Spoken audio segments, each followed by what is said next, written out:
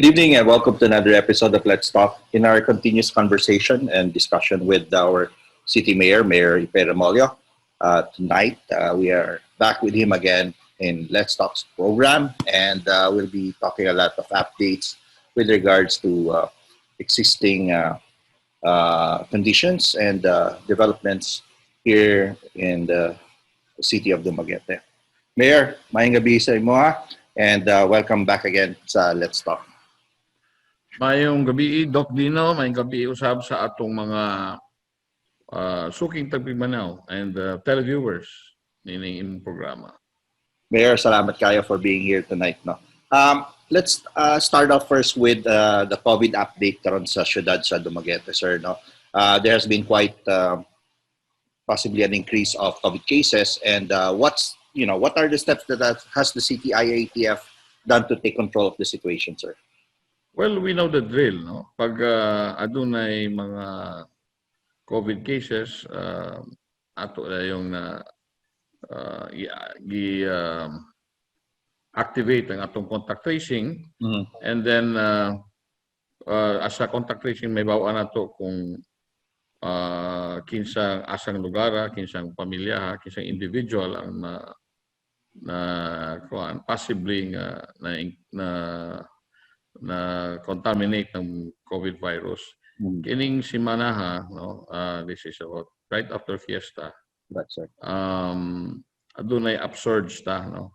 And sa atong analysis, kining mga individuals na naka-contaminate sa virus, kining mga tawhan na mibisita ni sila sa ilang mga amigo outside Dumaguete. And ang commonality nila, murag adunay mga okasyon, may mga parties. Unya, pagbalik sa ilang panimalay, natakda ng ilang pamilya. So, very obvious nga kay kanamang kung naakas imong sulod sa panimalay nimo, gatuo ka ng imong bana, asawa, anak, or even imong mga bisita, safe na mo sa inyong panimalay, mo na nga dili na mo mag face mask, face shield, o gani kumukaon mo mag sharing mo og kining plato o maybe sa imnana mga tubig, basos tubig, kanang paghukad nimo wala kay serving spoon, magsagol og laway, no.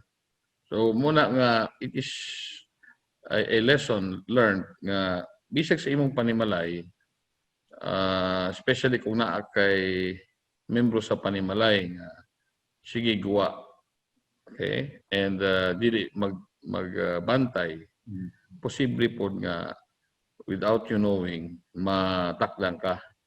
So, kining sudden upsurge karon, mga fiesta, right after fiesta, tungod ni ang pamilya na mismo ang midaghan ni kay ang duha, tulo, or upat ka membro sa pamilya ang nagtakdanay.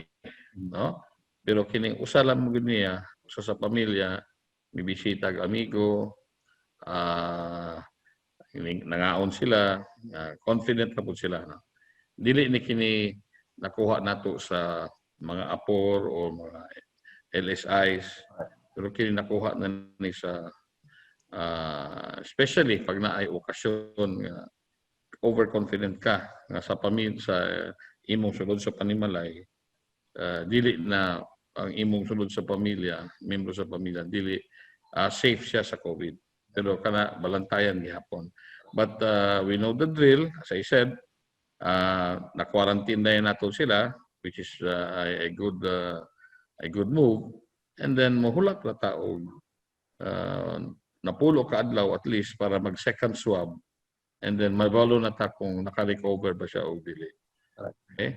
So muna, pipila kanila na ang na-second swab, and it's a matter of time nga may baluta nga nanapot sila na naka-recover. So, ma-appeal na po siya sa lista sa mga number of recoveries. Correct. Sir, yung measures natin insofar as IATF, you being the chair person for that, ano yung mga ina-adapt natin na things to prevent any upsurge of COVID cases in the city without necessarily affecting both business and travel?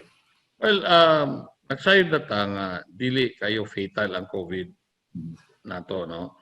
Except kitong naanay existing or pre-existing ailment, let's say na kay cancer o kana may problema ka sa pagginhawa, baga, unsa pang mga pre-existing ailment, plus you are of age over 90, 85, 90, vulnerable ka niya na.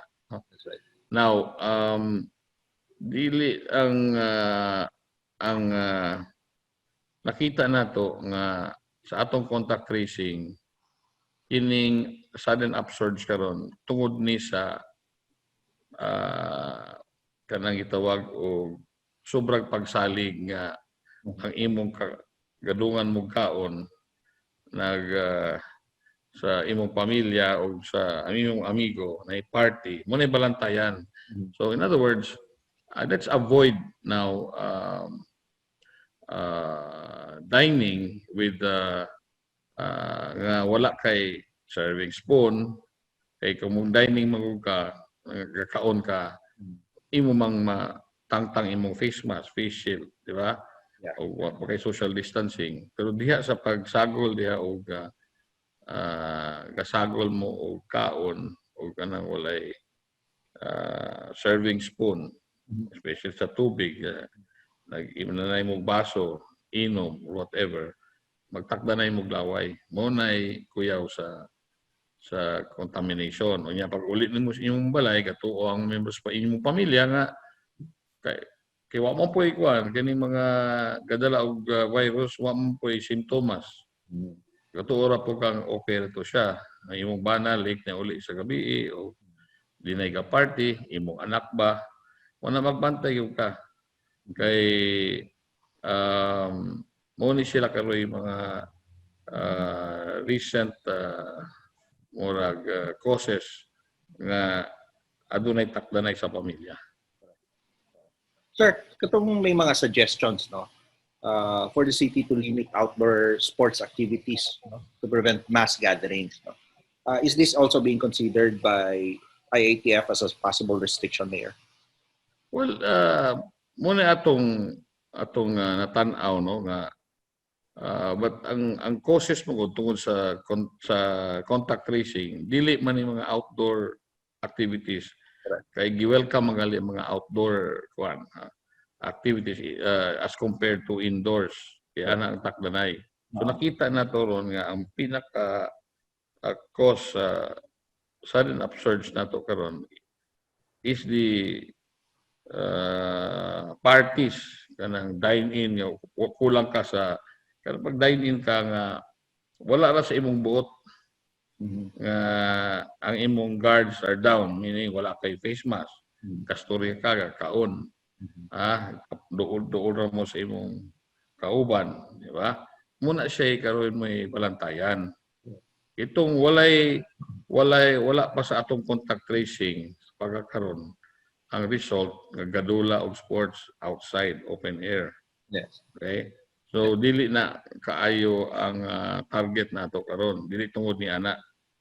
Tungod na sa mo lagi ng itong pagkuman sa kalag-kalag, effective makay atong control sa mga tao. Pero mga to pag atong mga taga Dumaguete, mga to pag laing lugar, especially kitong lugar nga identified nga kusog ang COVID virus.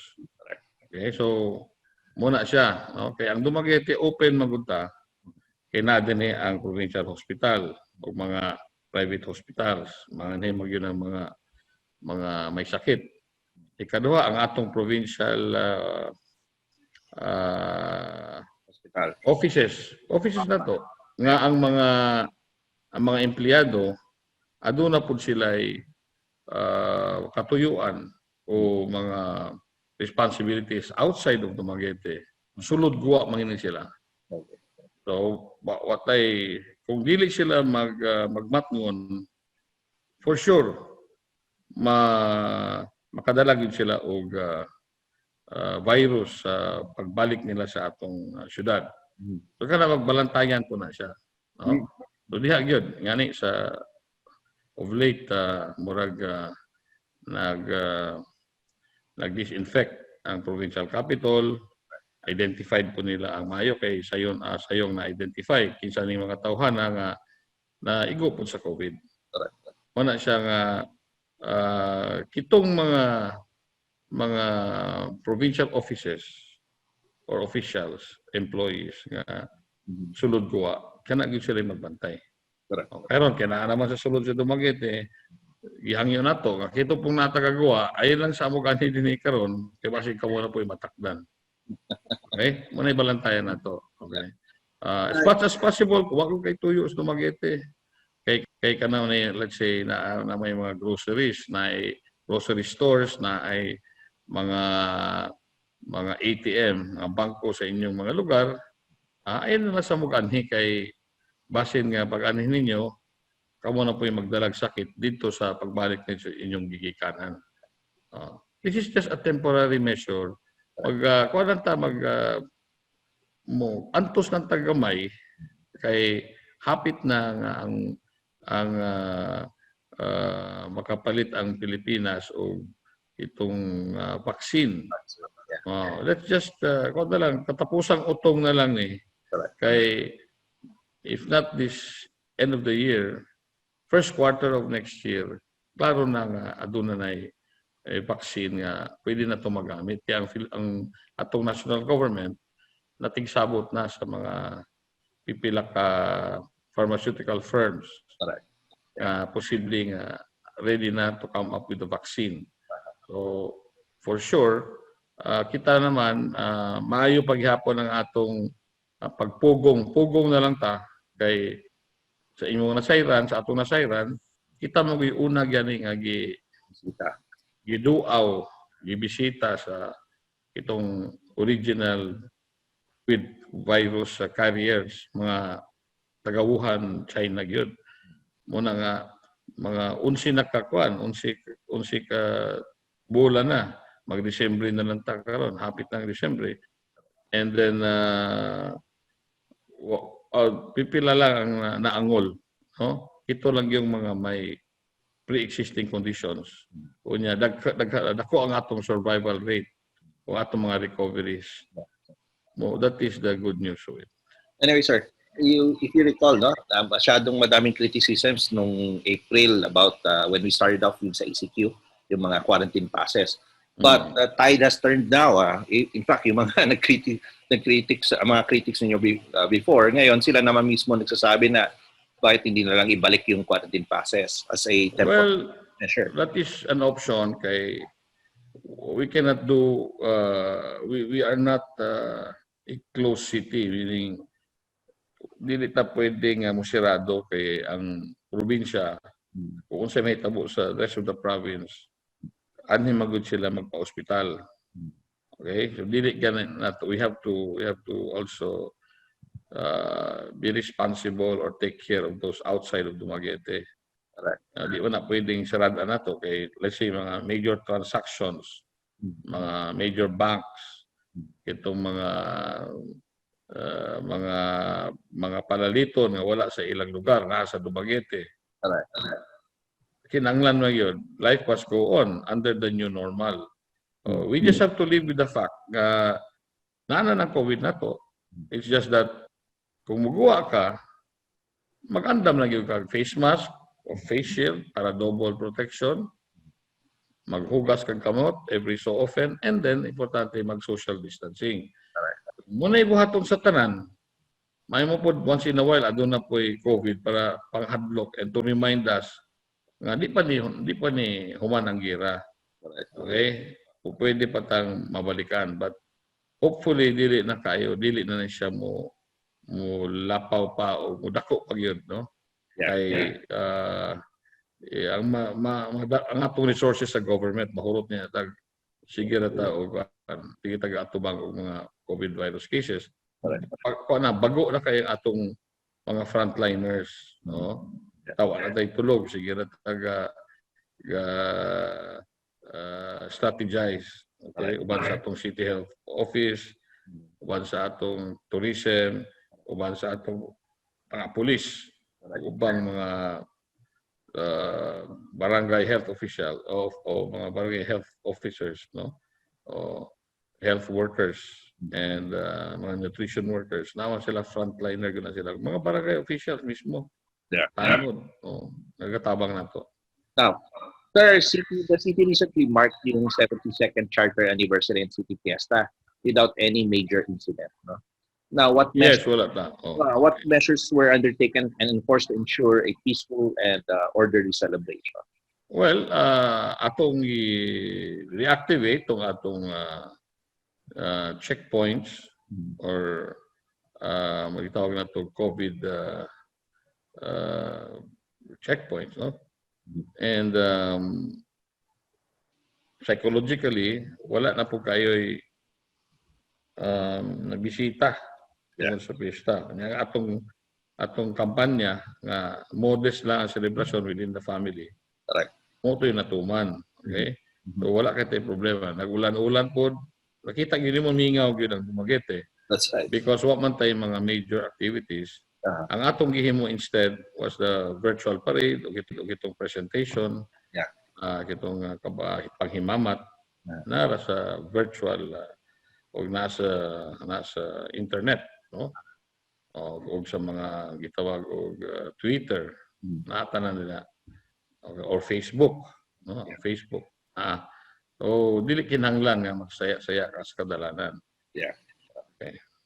Now, yung 72nd Charter Anniversary, sir, yung theme niya was resilience in the midst of the pandemic.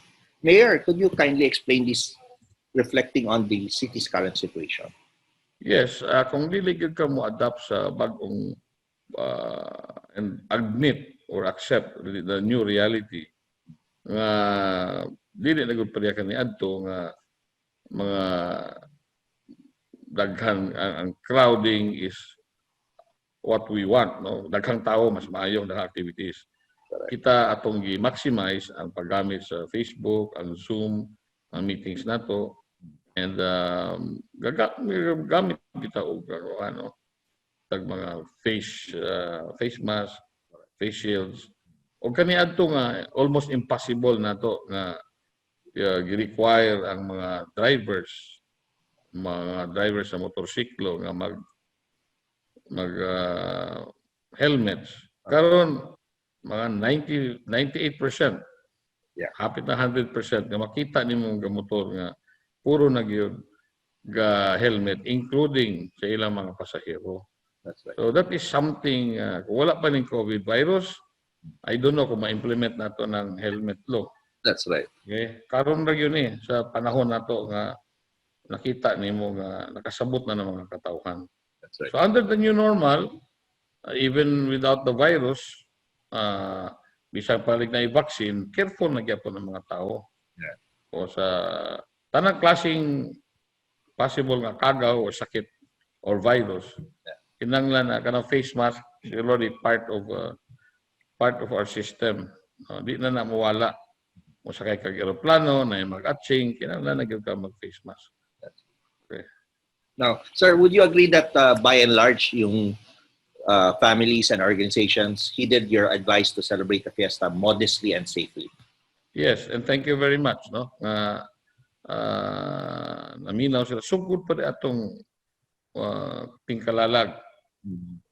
Mayong pagka sabot na sabtan sa mga katawhan. Now, with this surging number of cases, although kabalota nga mo, mawala na ni, na-effect sa katawhan. To remind all of us nga di pa nahuman ng COVID. Kung magpabaya na ta, mabalik ta sa hopefully not, mga ECQ, nga makadaot po sa atong negosyo. Ato nagaling ablihan na magpipila ka negosyo and allowing people to sell in mga tempurahan, napagalimasahian, kanang daghan sa Boulevard yan nag-exercise. Let's not spoil the fun, no? Padayon lagi po na Pero you be extra careful. Dito yun na maigo ta sa mga magkaon ka o grupo. Okay? Kaya diha man yun mo, balikon ta, nga muna yung panahon nga mo relax ka. Kaya di mo may magkaon nga, tingnan mag-invento kag face mask nga, maabri-abri ba? Ana, kung napay face mask tingnan nga, pag abri yung baba, maabri po siya, mukhaon ka, mas maayo tingnan na. Pero before that happens, inang lang ta nga mo tangtang yun sa atong face mask. So diha ka vulnerable. Okay, og di punta maanad og kana bitong sa ato mo ta naanad og kanang gitawag og kuan ba serving spoon. Serving ladle. Kuan ra diha ra ka mo gamiton ra imong kaugalingong usan imong kubiertos, spoon and fork, diha ka magtaklanay. Oh, that's true. Sir, we recently had the groundbreaking for the soon-to-be-built 18-story tower at the city's Manuel L. Quezon Park. No? May you tell us, Mayor, what is this edifice and how it is going to help in the development of the city? Well, sa akong administrasyon, ato yung gi-encourage, gi-cultivate ang kultura nga community cooperation, civic-mindedness, okay? And because everyone has a stake in the growth, the progress of the city. Sige ko na, ngani, we are able to successfully convince and attract big donors, no? Not just money, but services. Okay, like paglingkod na ako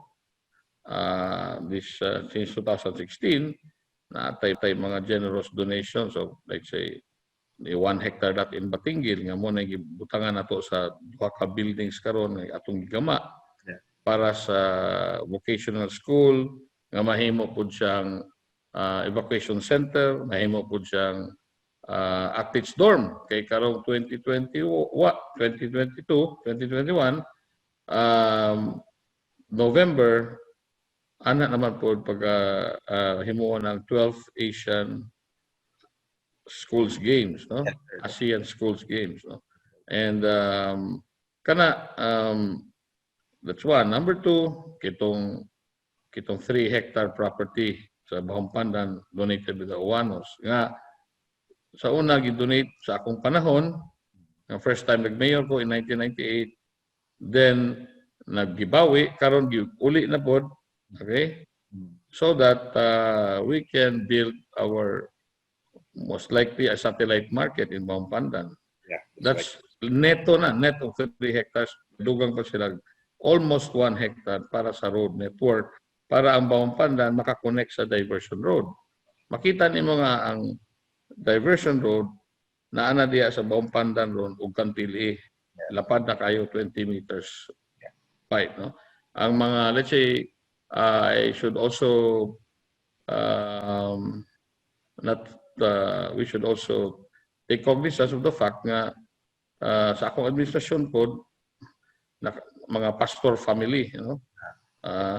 Ang pamilya ni Chico Pastor, si Babies Pastor, nag-donate mo po sila 2 ka hektarya para sa ining GK. Dugay na nag-donate pero naka-donate na pero sa kining barangay gibalhin diri sa syudad para kita na magdalan diha ikan sa National Highway paingos ko din siya pasulod sa GK para nga naay ang GK maka-obtain o makatagamtam o makakuha og tubig, linya sa tubig o linya sa electricity. So without that road right of way, nga gidunar po sa mga kining mga Lyosa family, no? Muna siya yung spirit of community or civic mindedness, spirit of cooperation sa atong mga citizens. Kanang for example, by way of services, yan, kanang mga Serbian nato, number one nga dili gali taga Dumaguete originally, but he has his house and his home in Dumaguete. Si ato master planner nga si Dr. Efren Padilla. Correct. Okay? Dugay na nang Serbian nato for free without fanfare, kay hilom-hilomra. Unya, ang iyang asawa bag-o lang ni donate og 20 ka buok kining foxtail palm trees. Correct. Nga muna the first 20 palm trees nga atong gibutang diya sa atong Pantawan 3 o kanang gitawag og shoreline protection and reclamation. Correct. Nga hopefully by the new year ato ta dito magtigom-tigom kay lapad man na kayo para mag fireworks display ta. Mag social distancing ta pero atong paningkamutan nga a major portion nanay pavers para magtigom ta dito. I'm sure by that time mapasugaan atong mga ibuok area sa atong reclaimed area. No, that will be a part of the park nga mo connectar pod sa atong Quezon Park. Na kanapod kining sa building sa Quezon Park, that's a 18-story building. Correct. Personally donated by one person, kay Don Ramas Oy Piching. Okay? Makita nimo nga that building will cost at least 50 million from ground up. That ay the southern portion sa atong Quezon Park diya siya giikuron.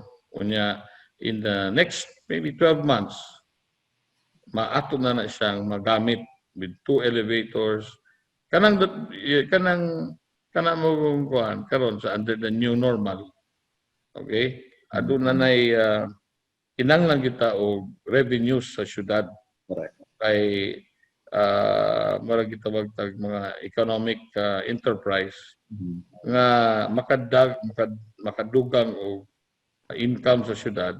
Hindi ta makasalig sa atong ira nga gamay ra. O kasabot po ta nga tungod sa COVID ang mga negosyo down gyud ang mga negosyo. So maba po na atong collection sa taxes next year. Now with this donation pag mahuman ni papulta man ta sa mga turista o kanang musaka sa building nga makita nimo ang tibok Dumaguete. Kung 18-story building, magbutang-butang souvenir items dito o souvenir shop, butang-butang restaurant, na pwede pong pagkakitaan, so to speak. Muna nga, ang donasyon, dili lang, it's a long-term ang effect in donation. So, you know, I really salute the families. Or individuals who contributed to the city. Sa 18-story tower na building natin, sir, na gidonate ni Sir Ramas Oy Piching.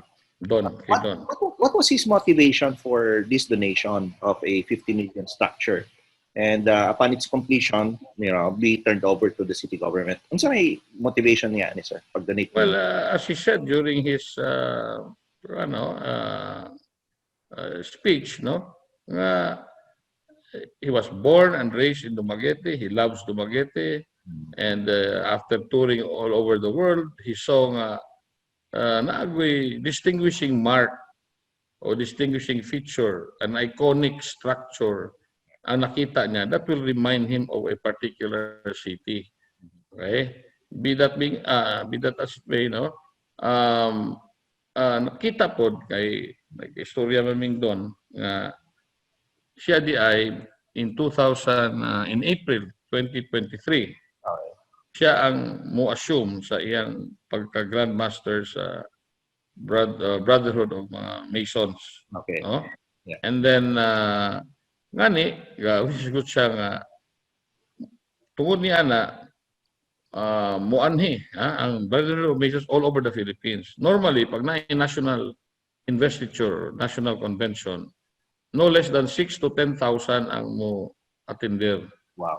Depending on on how far, on how accessible the place is and how interesting the place is. So kinahanglan ta og nangita ta og si pamaagi ako ilan si Don nga kinalan abi-abihon nato ni mga bisita. Let's give them something to remember Dumaguete with or by. Okay, natay shoreline protection reclamation nga Bantang Case Boulevard, atay Guapong Boulevard, na atay mga heritage structures like the Belfry, the Cathedral, na po tay City Hall nga himuon ang original City Hall himuon og nahimo ng museum. Okay, na ating mga old schools like Siliman University, St. Paul's Foundation, and all these man-made structures. Atong maayo nga kung gitang lang tingali taog kanang sa tanang mga dagkong syudad nakita nako, most of these structures are ground up para taas na kanang sa Taiwan ng 101 ay 101 stories.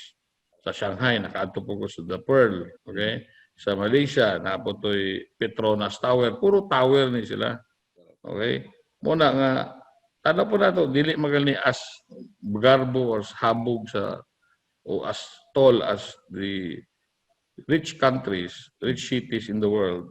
At least sa Philippines napotoy matawag nga simple but to remember them by all combined, including the hospitality of our people. Mainumdum gid sila sa Dumaguete. And then tourist attraction po. The more people coming here, hopefully kung nanay vaccine, income ang syudad. Pag income ang syudad, daghan na kay sige pag-distribute og bugas karon mga by December first week or second week magsugod tag-distribute og bugas tagsa ka sako kada household. Asa man ato kuwaon na kung dili sa buhis, kung dili sa income sa syudad.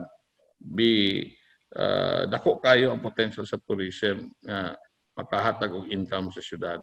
Okay? Para di po ma-burden ang atong mga local people and local taxpayers. Mura na siya. Sir, in the same groundbreaking that recently was held para sa 18-story na tower na donation, you also made your remarks there, sir, and many heard it. I personally heard it also in remarks. And you were quite straightforward and emphatic in your remarks during the tower's groundbreaking, emphasizing three types of people. First, the builders, the destroyers, and the bystanders. For purposes of our viewers who were not there, sir, kindly, maybe you can expound on this remark of yours during the groundbreaking, sir. Kay guwapo kayo ang imong gistorya dito. Well, that was in response to the heartfelt and passionate remarks or speech, brief remarks ni Don o teaching, nga siya as Dumagueteño is sharing now his wealth that he has made as a businessman in the city, and it's payback time, meaning he also wants to have a mark in the growth of the city, and he will be remembered for that. That's something that we call them and these people like and in conjunction with Engineer Antonio, atong bana sa atong tourism head si Jackie, si Jackie Antonio. They are builders, builders of monuments, infrastructure, using their money, using their expertise. And I encourage builders of monuments, legacies. Ako, builder of or builders of goodwill, builders of civic-mindedness. Muna yung tawag nga building goodwill, dili lang sa structure, building cooperation, building friendships. Ngayon na. Ang opposite niya na, ito pong nagahuna-una gyud og wagoy magahuna gyud mga destroyers. Destroy nimo ang idea, ang concept, murag ko ka kanang gitawag og killjoy ka na maayo nga gibuhat ang tao, gobyerno, ganahan na gyud ka nga dauto ni, no? Correct. With impunity. Correct. You destroy, ang worst you destroy people's reputation, people's integrity, muna yung mga destroyers. Nga wag yun na ika-contribute sa society except to confuse people and for selfish interest, no? Or simple nga inggit lang yun, no? O ka ng third type, itong bystanders or fence-sitters. They would not care. Hilom-hilom na sila. Ano sila, tanaw na sila kinsay mo daog aning destroyer ba or kining builders. But napay chance kining fence-sitters nga pagtanaw nila nga it's their time now to also to contribute. Di makinang kwarta ni. Imong skill, imong talent, imong time, di ba? Karang mag-volunteer ka sa traffic, kanang checkpoints. Mag-volunteer ka sa mga SKs, mag-volunteer sila sa pagtabang ng mga senior citizens, kapalinyahon nato, magdawat sila sa ilang cash incentives, cash benefits, or even in kind, kan mga bugas. Volunteerism na siya. That's all welcome. Una yung mga civic-minded individuals nga atong gi-encourage, no? Muna sila nga kitong na kwarta, donate og kwarta, kitong na skill, ay ilang skills. Kitong dunay oras, i-dedicate nila ng time in the service of the community.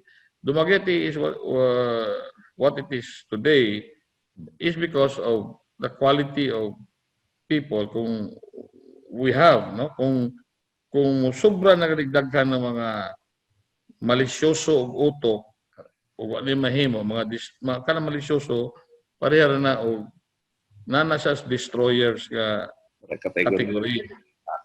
Yeah. Apil na to mga gagmay utok ba kanang wagoy dili kan lain gyud ang pangutok. Mura na sila mga category. Ang common result ana would be wala asenso ang ato ang syudad. Okay? Wala po sila contribution. Okay? So wala mahimo. Okay? Madelay ang atong programa, madelay ang atong pag-build because na may hatak nimo. Okay? Muna siya, na hatak nimo pababa. Diha na po magawa ang crab mentality. Diha po na sa mga destroyers. Okay? Muna nga, ako gunang tindugan o gipangusgan nga dili mo pagtigbabaw, dili mo daog yun destroyers over the builders. Okay? Muna ginhawa natong encourage o cultivate a culture of giving, culture of cooperation, culture of friendship. Unya, gubon ra sa mga malisyoso o mga gagmayng utok. Dumaguete as an educational hub, a city of gentle people, di kita magpadaog ni ining mga tawhana nga walay ika-contribute kung dili negativity. Kana kita og nega. Okay? Ang mga nega di na to napasanayon sa atong syudad. Because that has a very creeping and diabolic effect sa atong society. Okay? Yes. Imbis magtinabangay ta, daghang tag problema, napay problem on drugs, di ba? Napatay COVID ni atubang. Yeah. Okay? Dili na madahan sa government alone. Yeah. Okay? Atong tabangan ni para sa atong survival. Okay? Ako, whatever I can. Itong wala ko sa gobyerno, dito ko sa Manila, ako kasamok-samok din sa Dumaguete. Itong mga past administrations, in my own little way, gitabangan ako sila. Katabang ko, para ko sa itong syudad. Whether or not I am a public official, katabang ta. Gagiya ta. Kung sa ako matabang, kung sa may inyong muna. wala ikasulti ang past administrations na ako kay bisag wala pa ko as a public official katabang ta. In my own little way, walay fanfare. Yeah. Dili na to i-announce sa whole world yung muna. Wa mo kabalo. Pero kina sila nagkabalo na silang katabang ta. Mauta na ang mentality nga atong gustong ipagtigbabaw sa hearts and minds of our people. Okay, kay dili ba lalim. Everybody should sacrifice. Kasi sakripisyo na galing nasa gobyerno, inyo pag tagag-stress, naman ti limitasyon. Dino, ikaw, volunteer ka, silang Cathy, okay, silang Dems, okay, silang Nico, okay, silang Jackie, silang Dr. Tala, and many others. Atong mga buutan ng mga konsihales nga gagasuportar nato. Okay? Dili nato og kaning mga atong proyekto. Okay? Now, naapoy wala nga dili lalim ang nakas gobyerno nga ga-motivate kag tao. Okay. Thankless job. Kilala ko ng sweldo gobyerno. So that's our episode 2 interview with Mayor Felipe Remollo. Please do follow us on Facebook, Twitter, and Instagram, and please do subscribe to our YouTube channel with links shown on your screen. You know, we want to spread the good news of what's going on in Dumaguete City, not only here in Dumaguete or Negros Oriental, but as well as the entire nation and entire world. Para yung mga taga Dumaguete or whoever's interested to know about what's going on in Dumaguete will be able to hear directly from the horse's mouth, the mayor himself, about developments and initiatives that are going on in Dumaguete City under his stewardship as mayor of Dumaguete City. So that's our show for tonight. I'm Dok Dinno. Be well.